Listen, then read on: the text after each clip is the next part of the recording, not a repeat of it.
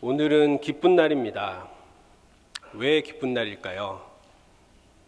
아마 여기 계신 모든 분들이 제가 기쁜 날입니다 라고 했을 때 당연히 주일이니까 라고 생각했을 줄 믿습니다. 주님의 날, 주일이기에 주님의 자녀된 우리들이 기쁜 것은 당연합니다. 더불어 오늘 찬양 예배 중에 세례 입교 예식이 있기에 기쁜 날이라 할 수 있습니다. 우리는 세례 예식을 통해 죄와 옛 생활을 장사 지내고 온전한 성도가 되어 교회 공동체의 일원이 될 것을 서약합니다. 그렇기에 세례는 주님과 언약을 맺는 결혼식에 비유할 수 있습니다. 이 기쁜 시간 세례 입교를 받는 분들 뿐만 아니라 여기 모인 우리 모두가 복음의 풍성함을 다시 되새기고 고백하며 더 새롭게 누리길 소망합니다. 이 마태복음의 구조를 보면 13장 후반부터 마태는 하나님의 아들이신 예수 그리스도에 대한 사람들의 반응을 기록해 놓았습니다. 그리고 이제 13장, 14장, 15장을 넘어 16장 오늘 13절부터는 그러한 사람들의 반응의 절정이자 결말에 해당하는 사건을 기록합니다. 사람들의 반응 끝에 예수가 어떠한 사람이냐라는 반응 끝에 예수님이 진정 어떠한 분이신지를 이제 마태는 드러내는 것입니다. 예수님은 제자들에게 자신에 대해 물어보셨고 베드로의 고백으로 예수님은 그리스도이시자 살아계신 하나님의 아들로 고백이 됩니다. 먼저 우리는 예수님과 제자들이 대화를 나누는 이 장소에 대해서 생각해 볼 필요가 있습니다. 13절을 보면 예수님과 제자들이 빌립보 가이사랴 지방에 이르렀을 때에 오늘의 이야기가 시작됩니다. 빌립보 가이사랴는 로마 황제 가이사 아구스도가 유대왕 헤롯에게 하사한 도시였습니다. 가이사 아구스도가 헤롯 왕에게 이 도시를 선물하자 헤롯은 가이사 아구스도를 기리고자 그를 위한 신전을 이 도시에 짓습니다. 그리고 헤롯 왕이 죽은 후에도 그의 아들 분봉왕 중의 하나인 빌립이 이 도시를 더 아름답게 꾸미고 확장했습니다. 그래서 이 도시를 황제 아구스도의 이름과 분봉왕 빌립의 이름을 더해서 빌립보 가이사랴라고 부르게 되었습니다. 이러한 계획 도시였던 빌립보 가이사랴는 헬라 문명의 중심지 역할을 감당을 했습니다. 또한 빌립보 가이사랴는 우상 숭배가 만연한 도시였습니다. 원래 이 지역은 도시가 생기기 이전부터 가나안 족속들이 바알 신을 섬기던 지역이었고 풍요와 다산의 신인 판을 위한 신전이 있었습니다. 그리고 헤롯 때에 로마 황제 아구스도를 위한 신전까지 짓게 됩니다. 지금도 빌립보 가이사랴에 가보면은 그 당시에 지었던 신전, 바위를 깎아 만든 신전의 유적을 볼 수 있다라고 합니다. 빌립보 가이사랴는 돈이 선이 되고 힘이 되는 황제의 논리, 제국의 가치가 통용되는 세상의 축소판이었습니다. 돈이 우상이 되는 세상의 논리가 지배하는 도시가 바로 이곳이었다라는 겁니다. 즉 예수님께서 빌립보 가이사랴에서 자신에 대해 물어보셨다라는 것은 영적으로 혼미하고 진리가 혼탁한 세상 한가운데에서 내가 누구냐라고 물어보신 것입니다. 예수님은 제자들에게 두 가지를 물어보셨습니다. 첫 번째로 사람들이 자신을 어떻게 알고 있는지를 물어보셨습니다. 사람들이 인자를 누구라 하느냐라는 것입니다. 제자들은 군중들이 수군대며 떠들어댔던 이야기들을 예수님께 전달합니다. 14절입니다. 이르되 더러는 세례 요한, 더러는 엘리야, 어떤 이는 예레미야나 선지자 중에 하나이다. 아멘. 사람들이 생각한 예수님은 결국에 선지자와 같은 인물입니다. 이 당시 유대인들의 인식에서 예수님을 선지자로 봤다라는 것은 예수님이 행하는 능력과 이적에 그들의 관심이 있었다라는 겁니다. 그들에게 예수님은 자신들의 필요를 채워주고 절실함을 해결해주는 신비하고 신기한 사람이었습니다. 그래서 스탠리 투생이라는 학자는 사람들의 시선을 이렇게 해석합니다.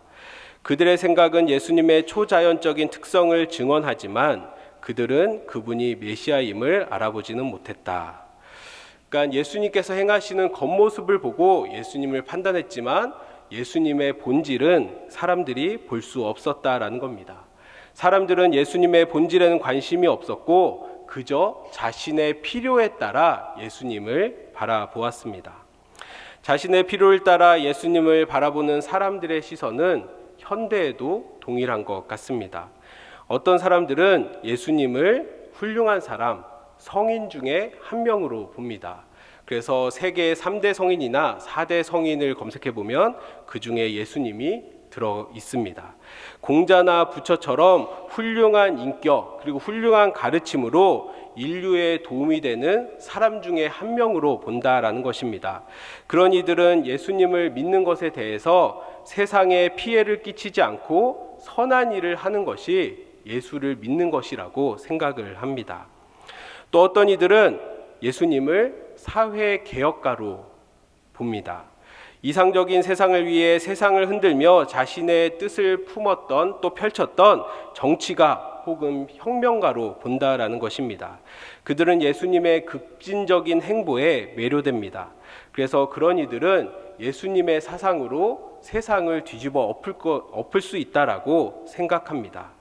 또한 어떤 사람들은 예수님을 성공을 위한 해결사 혹은 조력자로 생각을 합니다. 그들은 예수님이 나를 사랑하시기 때문에 내가 성공하길 원하신다라고 믿습니다. 근데 예수님이 나를 사랑하시고 내가 성공하길 원하신다, 이 말에는 틀린 말이 하나도 없는 것 같습니다.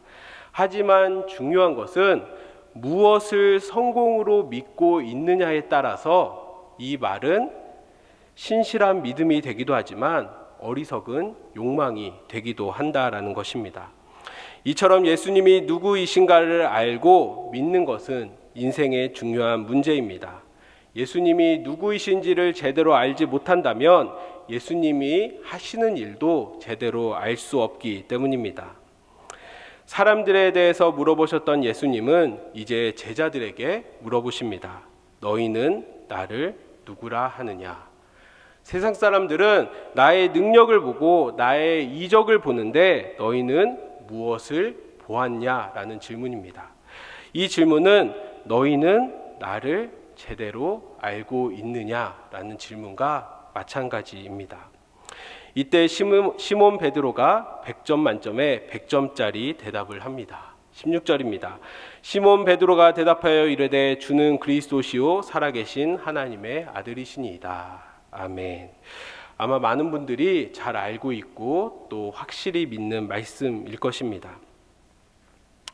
13장부터 이어진 예수님에 대한 반응들, 예수님에 대한 증언들이 이 결정적인 고백 하나로 정리될 만큼 이 답변은 굉장히 훌륭하고 완벽한 대답입니다.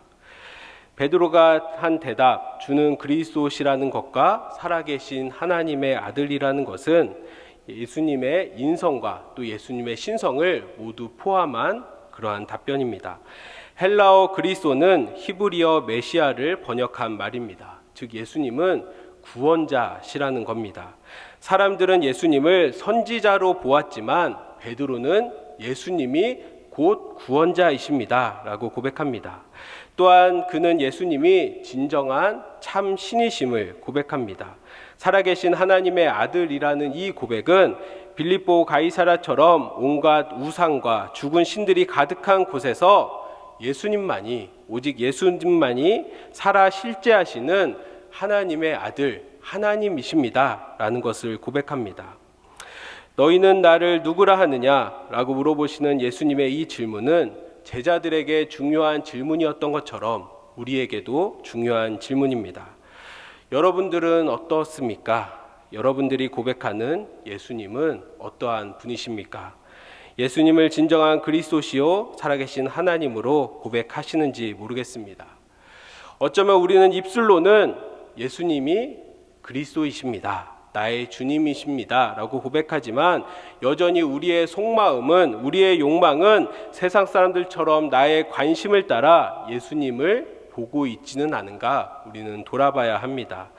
예수님을 세례 요한이나 엘리야, 예레미야나 선지자 중에 한 명으로 보았던 그 사람들처럼 나의 성공과 문제 해결을 위한 인생의 해결사 혹은 조력자 정도로 생각하는 것은 아닌가 돌아봐야 한다라는 말입니다. 함석헌 선생의 팔순잔치에서 함석헌 선생님의 제자들이 남은 여생 무엇을 하시겠습니까? 라고 물었습니다. 그러자 팔순이 된 함석헌 선생은 예수를 그리스도로 고백하는데 모든 것을 바치겠다라고 답변했습니다. 한경직 목사님께서 교계 목사님들에게 목사님들 예수 잘 믿으세요 라고 말씀하신 것처럼 그만큼이나 담백하고 많은 생각을 하게 하는 대답인 것 같습니다. 함석헌 선생은 기독교인들의 모든 문제는 예수를 그리스도로 고백하는 일에 문제가 있기 때문이라고 생각하셨다라고 합니다. 우리에겐 예수님을 그리스도시요 살아계신 하나님의 아들로 믿는 믿음이 진정으로 필요합니다. 진짜로 우리에게 필요합니다. 우리가 예수님을 그리스도로 고백한다라는 것은 우리의 모든 존재를 통해 예수님을 위해 살아가고 예수님처럼 살아간다라는 의미입니다. 우리가 그 믿음을 바뀔 때, 우리가 그 믿음을 붙잡을 때 우리의 시선이 바뀔 것이고 우리의 생각이 바뀌며 말이 바뀌고 인생의 선택이 바뀌게 될 것입니다.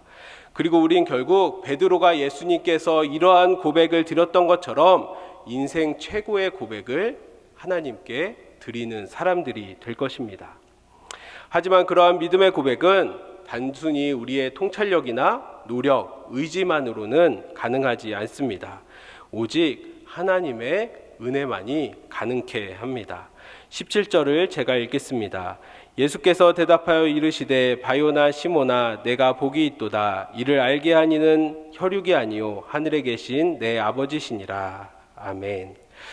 베드로의 대답을 들은 예수님은 베드로의 그 대답이 그의 능력이 아니라 성부 하나님의 계시로 주어졌다라고 말씀해 주십니다. 예수님은 마태복음 11장 27절에서도 이 사실을 제자들에게 가르쳐 주셨습니다. 내 아버지께서 모든 것을 내게 주셨으니 아버지 외에는 아들을 아는 자가 없고 아들과 또 아들의 소원대로 계시를 받은 자 외에는 아버지를 아는 자가 없느니라. 아멘. 그렇기에 우리는 예수님을 바로 아는 이 믿음이 하나님의 선물이라는 것을 기억해야 합니다. 내 결단과 내 의지가 아닙니다. 우리는 하나님의 계시를 선물로 받아 하나님을 하나님으로 믿는 은혜를 입었고 예수님을 예수님으로 믿는 은혜를 입게 되었습니다. 이것은 전적인 하나님의 은혜입니다. 그리고 예수님께서도 그 믿음이 복이 있다라고 오늘 말씀에서 축복해 주십니다. 세상 사람들도 이제는 우리와 마찬가지로 성경을 보고 많은 설교를 들을 수 있는 시대가 되었습니다. 하나님의 사랑 이야기를 들을 수 있는 많은 경로가 세상 사람들에게도 열려 있습니다. 우리가 신앙적으로 경험하는 것들을 세상 사람들도 동일하게 많이 경험할 수 있습니다. 하지만 그들이 우리와 같은 경험을 한다고 해서 그들 모두가 예수를 그리스도시요 살아계신 하나님의 아들로 고백하지는 않습니다. 아니, 고백을 할 수가 없습니다. 왜냐하면 그 고백은 오직 계시로 선물을 받은 사람만이 할 수 있는 고백이기 때문입니다. 그것이 바로 우리에게 주어진 복입니다. 우리는 우리가 하나님을 믿게 된 그 자체만으로도 우리가 복 있는 사람들이라는 것을 기억해야 합니다. 우리는 사실 이것에 굉장히 기뻐해야 되고 감사해야 되고 감격해야 합니다. 우리가 우리에게 복이 있음을 기억할 때, 또 그것을 사모하며 나아갈 때 우리는 기꺼움으로 주님의 길을 걸어가게 될 것이고 제자의 길로 믿음을 다해 나아가게 됩니다. 예수님은 베드로의 이 놀라운 고백 위에 더 놀라운 약속을 주셨습니다. 18절을 제가 읽겠습니다. 또 내가 내게 이르노니 너는 베드로라. 내가 이 반석 위에 내 교회를 세우리니 음부의 권세가 이기지 못하리라. 아멘. 예수님께서 교회를 세우시겠다라고 약속하신 것입니다. 근데 문제는 이 반석 위에 내 교회를 세우겠다라고 하셨는데 이 반석이 무엇이냐에 대한 해석이 명확하지 않다라는 겁니다. 그래서 교회 역사상 많은 논쟁을 불러일으킨 말씀 중에 하나입니다. 우선 전통적으로 카톨릭에서는 믿음의 고백을 한 베드로라는 인물을 바로 반석이라고 해석을 합니다. 그래서 믿음의 고백을 한 베드로라는 인물 위에 예수님께서 교회를 세우시겠다라고 하셨다라고 해석을 합니다. 그렇기에 초대 교황은 베드로가 되고 그 후대의 교황들은 베드로의 그 대를 잇게 되는 겁니다. 근데 문제가 뭐냐면 이러한 교리로 인해서 교황자에서 내린 결정은 전혀 오류가 없다라는 교황 모설의 근거가 된다라는 겁니다. 우리 개신교는 또 그렇게 해석하지 않습니다. 예수님의 말씀은 베드로라는 인물 위에 교회를 세우시겠다라는 것이 아니라 베드로의 신앙 고백 위에 교회를 세우시겠다라고 해석을 합니다. 즉 믿음의 고백을 한 베드로라는 특정 인물이 교회의 기초가 아니라 베드로라는 인물이 한 믿음의 고백을 기초로 삼으시겠다라고 합니다. 이것이 우리가 믿는 교회의 본질입니다.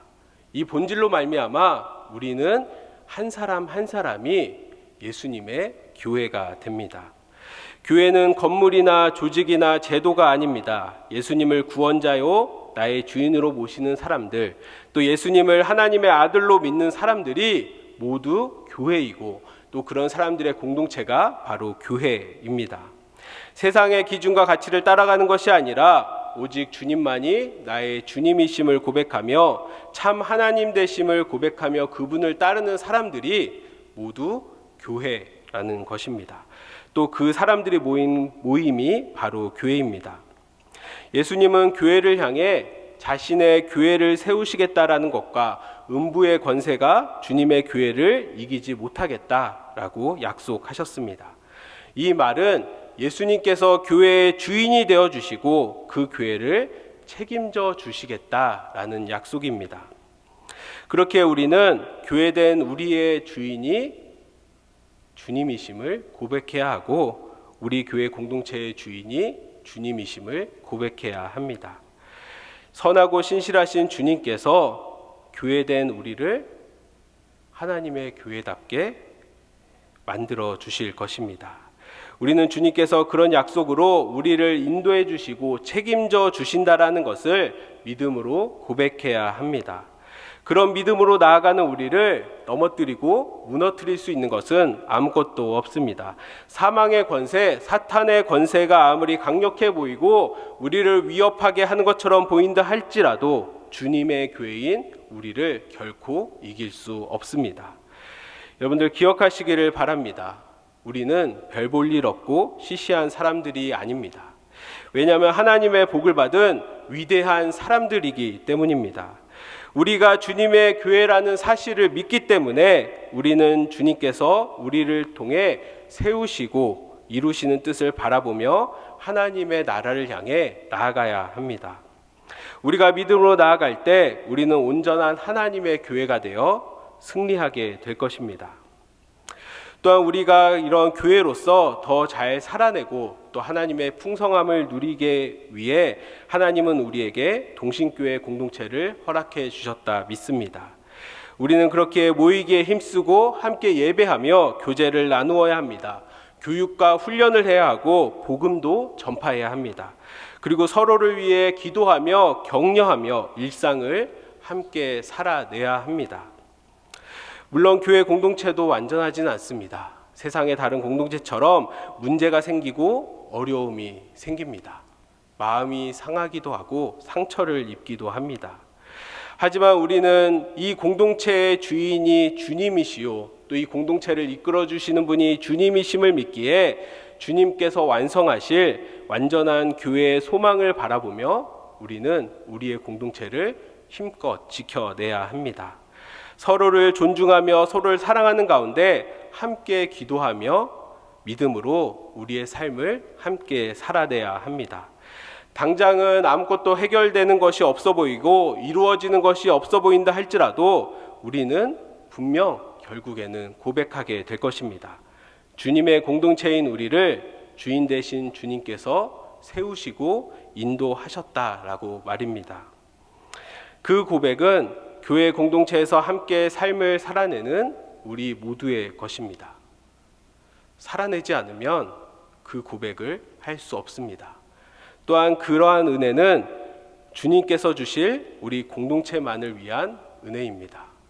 마찬가지로 공동체 안에 거하지 않고 공동체 안에서 살아내지 않으면 그 은혜를 맛보아 누릴 수 없습니다. 우리는 그 은혜를 기대하고 소망하며 하나님 앞에서 함께 믿음을 이루어가고 삶을 이루어가야 합니다. 하나님께서 주신 교회 공동체를 기뻐하고 모이기에 힘쓰는 가운데 믿음과 삶을 충만히 누리시는 여러분들이 되시기를 바랍니다. 이제 말씀을 마무리합니다. 세례의 입교식을 통해 하나님 앞에 서약하며 나아가는 여러분들, 그리고 이 자리에 모인 모든 성도님들, 예수님은 본격적인 십자가의 길로 나아가시기 직전에 왜 이 빌립보 가이사라에서 제자들에게 너희는 나를 누구라 하느냐라고 물어보셨을까요? 세상을 지배하는 제국의 힘을 뛰어넘어서 진정한 주인이시며 참 하나님 되신 주님과 그분의 길을 추구하지 않고서는 진정한 믿음이 시작되지 않음을 알려주시기 위함입니다. 우리는 예수님을 그리스도시요 살아계신 하나님의 아들로 믿는 고백을 가진 사람들입니다. 그 고백 위에 주님께서는 교회를 세우시고 음부의 권세가 이기지 못하게 하시겠다 약속해 주셨습니다. 우리는 진리가 혼탁하고 영적으로 혼미한 시대를 살아가지만 이 주님의 약속을 믿고 하나님 앞으로 끝까지 나아가야 합니다. 우리가 세상에 가장 큰 복을 누리고 있음을 믿음으로 바라보며 하나님 앞에 그리고 하나님 안에 살아가기를 우리는 소망해야 합니다. 그런 믿음으로 나아간다면 우리는 이 세상에서 승리하는 하나님의 교회로 드러나게 될 것입니다. 우리를 하나님의 완전한 교회로 이끄시는 우리 하나님의 꿈을 여러분도 품으시기를 바랍니다. 그런 소망으로 나아갈 때 우리는 복되고 아름다운 교회가 되는 그러한 날을 맞이하게 될 것입니다. 그런 복된 삶, 아름다운 삶, 또 복되고 아름다운 공동체가 되는 저와 여러분들 그리고 동신교회가 되기를 소원합니다. 기도하겠습니다.